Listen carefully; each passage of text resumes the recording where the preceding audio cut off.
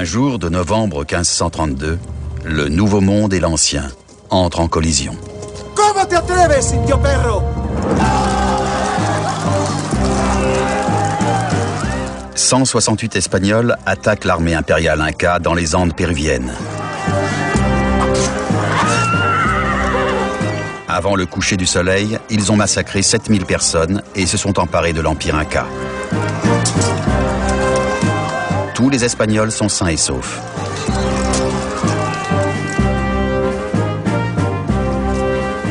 Pourquoi le rapport de force était-il à ce point inégal? Et pourquoi, au cours des siècles qui suivirent, ce sont les Européens qui conquirent tant de régions du globe? Telles sont les interrogations qui fascinent tellement le professeur Jared Diamond qu'il a décidé de se lancer dans une véritable quête des sources du pouvoir. À la recherche d'indices dans les endroits les plus improbables.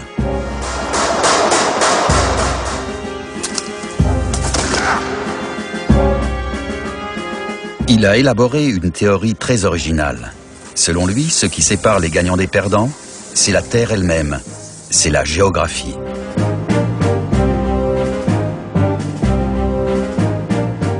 C'est la forme des continents, leurs récoltes et leur bétail qui ont permis à certaines civilisations de s'épanouir, alors que d'autres étaient distancées. Mais cette vision du monde peut-elle éclairer les événements de 1532 ?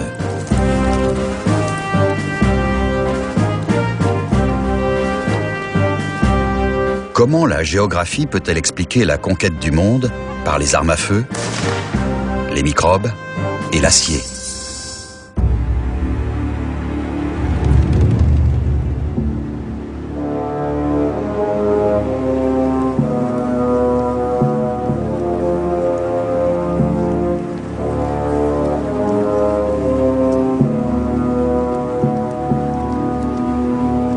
Voilà 2 années qu'une troupe de conquistadors espagnols parcourt le pays en quête d'or et de gloire.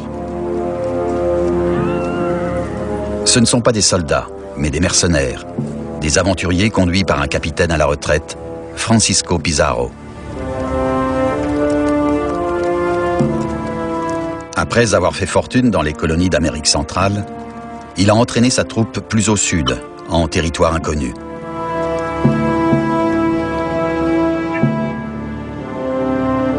Ce sont les premiers Européens à franchir les Andes et à s'aventurer aussi loin sur le continent sud-américain.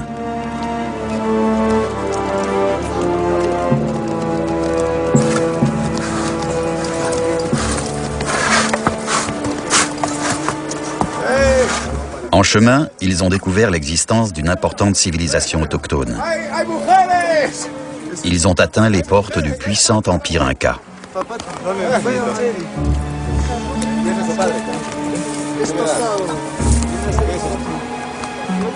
Pour les Incas, comme pour les Espagnols, cette rencontre est un choc de civilisation. Ces Indiens n'ont jamais vu d'hommes blancs et n'ont aucune idée de la menace qu'ils représentent.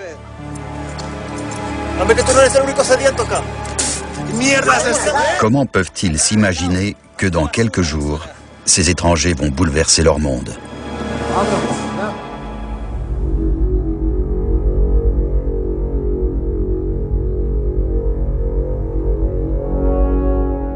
À l'aube du XVIe siècle, l'Empire inca est vaste. À cheval sur la cordillère des Andes, il s'étend sur plus de 4000 km, de l'équateur actuel au centre du Chili. Mais à 800 km au nord, commencent les colonies d'Amérique centrale et des Caraïbes, qui font l'orgueil de la couronne espagnole.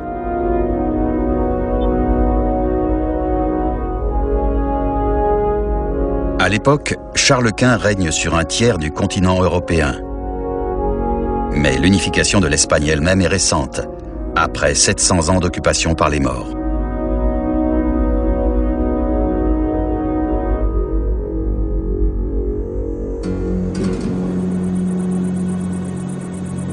C'est encore une société rurale. Pour la plupart, les conquistadors viennent de villages et de bourgades du centre du pays, comme Trujillo, ville natale de Pizarro. Il a grandi ici en gardant les porcs dans les champs alentours.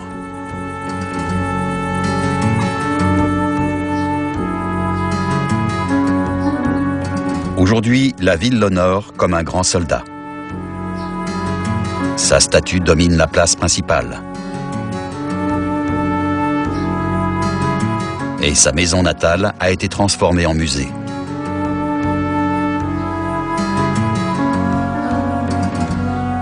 Jared Diamond a fait le voyage jusque-là pour explorer le monde des conquistadors et comprendre le secret de leur réussite.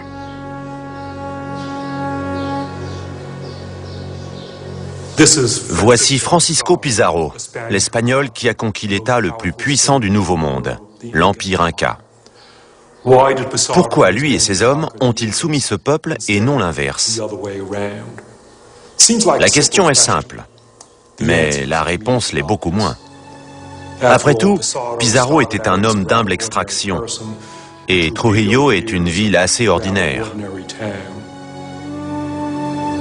Alors, d'où venait la puissance considérable de cet homme et de sa troupe?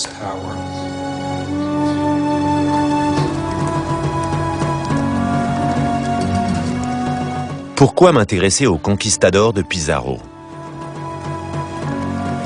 Parce que leur histoire est le parfait exemple de la funeste réussite des conquêtes européennes. Et parce que depuis 30 ans, j'étudie la genèse des conquêtes.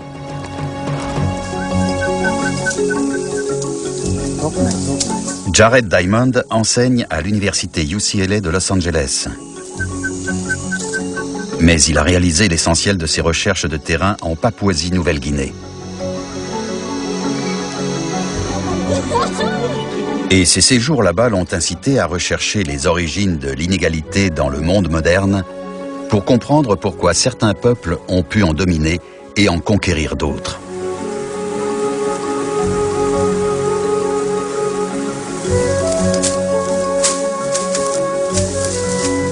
Selon lui, à l'aube de l'humanité, l'agriculture a donné un avantage fantastique à certaines civilisations. Et celles qui ont eu la chance de disposer des cultures et du bétail les plus productifs sont devenues les agriculteurs les plus efficaces. L'agriculture est d'abord apparue dans une région du Moyen-Orient, surnommée le croissant fertile. Puis, peu à peu, les espèces animales et végétales de cette zone ont migré vers l'Afrique du Nord et l'Europe, où elles ont déclenché une explosion de civilisation.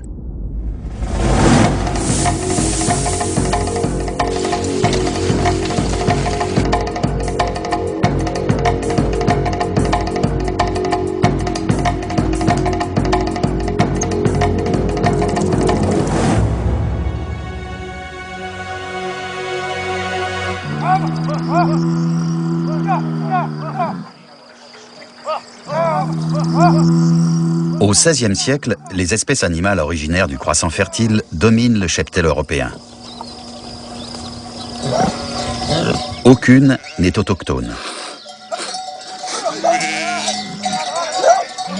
Outre la viande, les bêtes fournissent du lait et de la laine, du cuir et du fumier. Et surtout, elles fournissent la force musculaire.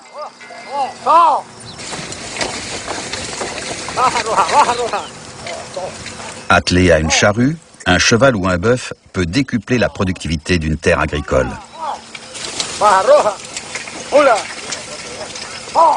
Les fermiers européens peuvent ainsi produire davantage pour nourrir plus de gens qui, de ce fait, sont à même de construire des sociétés plus grandes et plus complexes.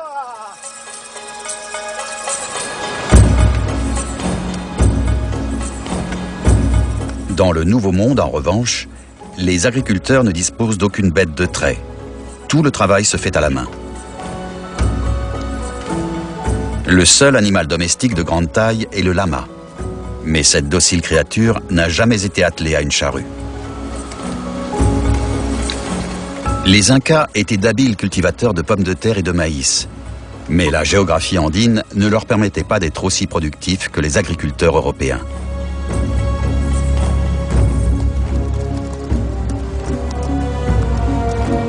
Le cheval confère un deuxième atout maître aux Européens.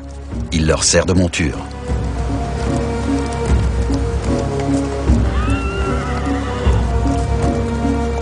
Pour les Incas, ces conquistadors qui traversent leurs terres à cheval sont extraordinaires.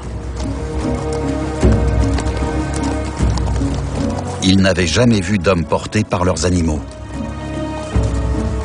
Certains pensent que ces hommes étranges sont des dieux, des êtres mi-hommes, mi-bêtes.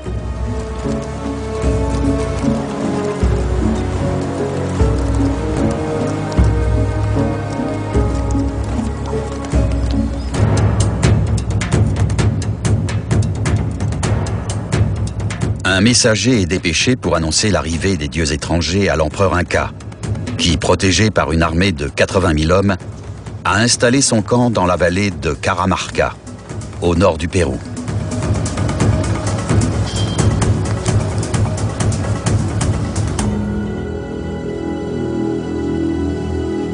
Atahualpa est vénéré comme un dieu vivant, le fils du dieu soleil lui-même.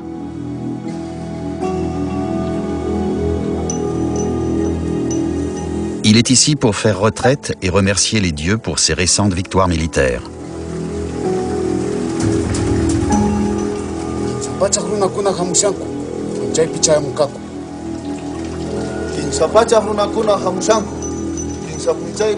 Quand il apprend l'arrivée des Espagnols, il décide de leur laisser la vie sauve et de leur envoyer un message.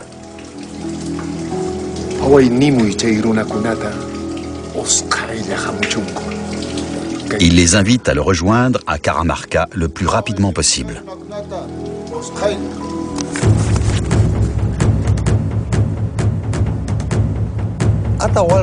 Atahualpa voulait faire venir les Espagnols à Caramarca et les faire tomber dans un piège. Et pour s'assurer de leur venue, il a joué avec eux à un jeu psychologique. Il leur a envoyé des présents et leur a demandé de venir.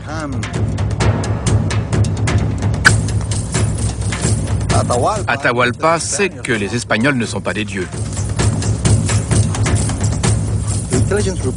Ses espions lui ont décrit des hommes au visage couvert de laine, comme les lamas, les alpagas, comme des animaux.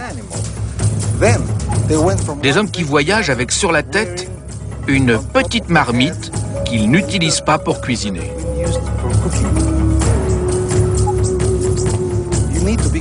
Il faut déjà être fou pour porter une marmite sur la tête. Mais que dire de ces hommes qui, arrivés au campement, ne font pas la cuisine avec? Pour Atahualpa, ces êtres sont des sous-hommes. Quel mal cette centaine d'étrangers et leurs quelques cavaliers peuvent-ils faire au puissant Inca? Pratiquement aucun.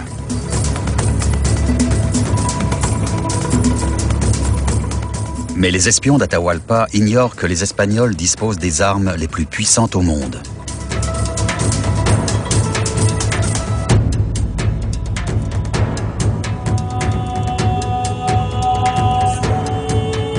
À l'époque des conquistadors, l'Espagne possède la plus grande armée d'Europe que Charles Quint dirige depuis sa capitale, Tolède. Voilà plus de 700 ans que l'Espagne est en guerre, luttant contre les Maures et d'autres armées européennes.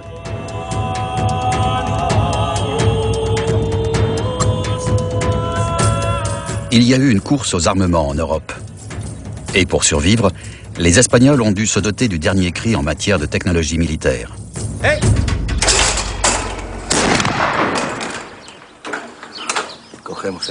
Dans les années 1530, l'arquebuse tient déjà une place importante dans l'arsenal espagnol.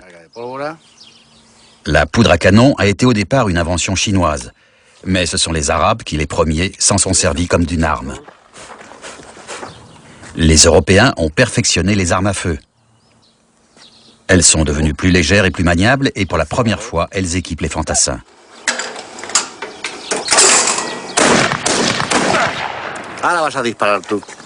L'arquebuse est une arme rudimentaire, mais elle va changer à jamais l'art de la guerre.